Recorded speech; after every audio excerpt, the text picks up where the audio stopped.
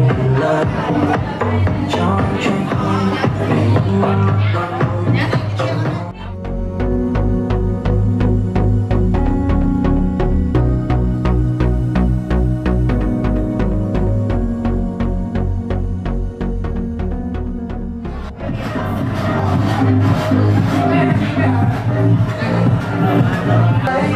วัสดีมานี่มาเป็นเสือจังแ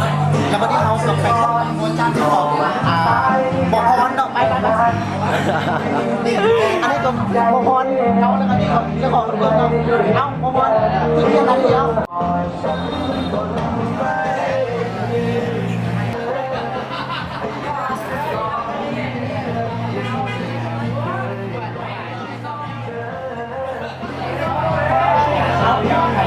บอกพรในการที่เราไม่ได้เป็นบอกพร